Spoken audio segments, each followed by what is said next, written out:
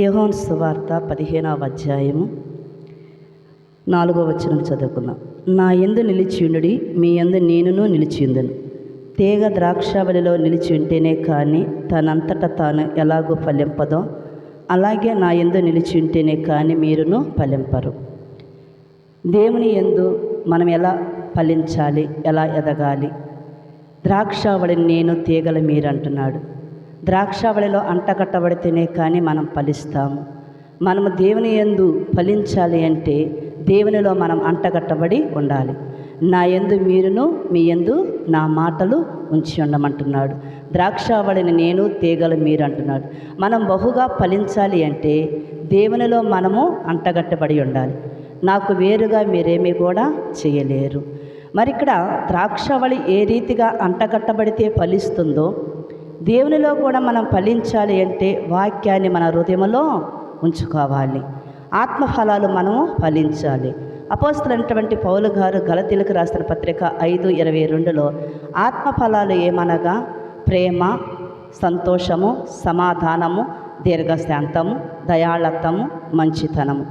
ఇవన్నీ కూడా ఆత్మఫలాలు.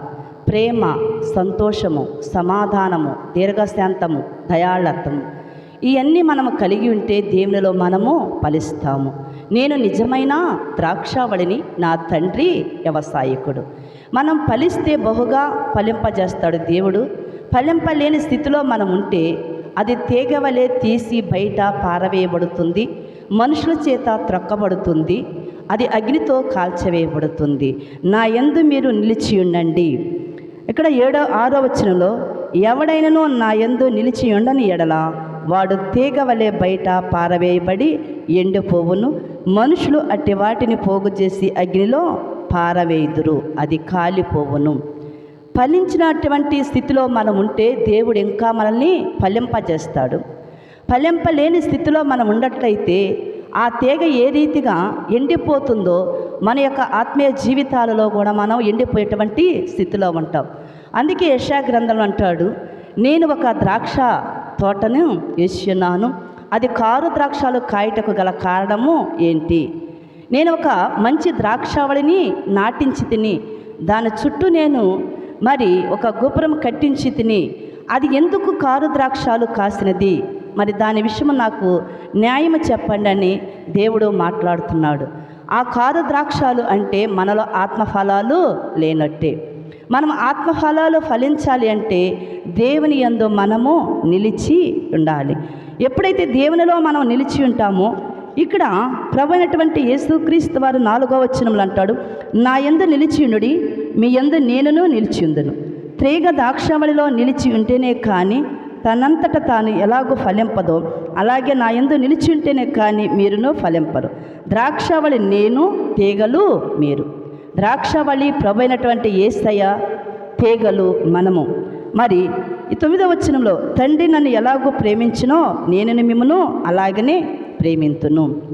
ద్రాక్షావళి ఏ రీతిగా అంటగట్టబడి ఫలిస్తుందో అలాంటి ఫలాలు మనము కూడా ఫలించాలని దేవుడు నీ నుండి, నా నుండి ఆశపడుతున్నాడు. మరి ఆ ఫలాలు మనము కలిగి ఉంటున్నామా?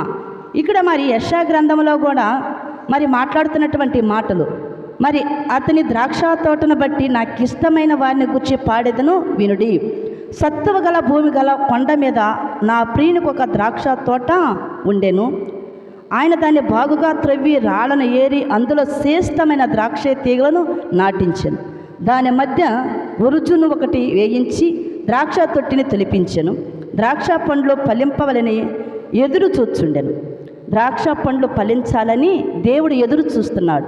లోకాసు వార్తలో కూడా మరి లోకాసు వార్త 13వ అధ్యాయంలో కూడా నేను ఈ అంజూరపు చెట్టు దగ్గర, అంటే అంజూరపు చెట్టు దగ్గరకు కూడా యేసయ్య వెళ్ళి ఉన్నాడు.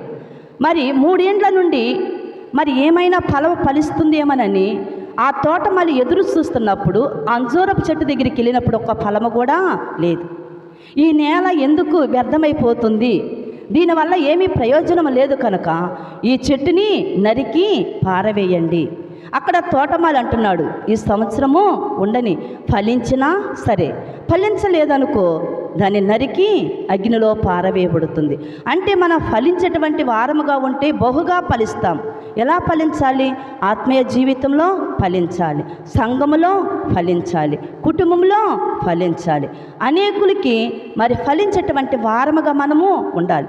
మనం భూమిలో ఒక విత్తనం విత్తినప్పుడు అది మంచి ఫలాలు ఫలించాలని మనం ఎదురు చూస్తూ ఉంటాం. ఫలించకపోతే దాన్ని మనం ఏం చేస్తామండి? తీసి బయటికి పారవేస్తాం. మరి దేవునిలో కూడా మనము ఎదిగేటువంటి వారముగా, ఫలించేటువంటి వారముగా, ఆత్మ ఫలాలు కలిగి ఉండేటువంటి వారముగా మనము ఉండాలి. ఆత్మ ఫలాలు ఏమనగా ఇందాక మనం చెప్పుకున్నాం: ప్రేమ, సంతోషము, సమాధానము, దయాళత్వము, మంచితనం. ఇవన్నీ కూడా ఆత్మ ఫలాలే. అంటే 9 ఫలాలు మనలో కలిగి ఉంటే దేవునికి ఇష్టమైనటువంటి బిడలుగాను, దేవునికి వారసులుగాను మనము ఉంటాము. మనం ఫలించేటువంటి స్థితిలో ఉండామా, ఫలాలు లేని స్థితిలో ఉండామా? మరి ఫలించేటువంటి వారిని బహుగా ఫలింపజేస్తానంటున్నాడు. ఫలింపలేని ప్రతి తీగను కూడా తీసి బయట పారవేయబడుతుంది. మనం ఫలించాలి, దేవునికి ఇష్టమైనటువంటి బిడలుగా ఉండాలి.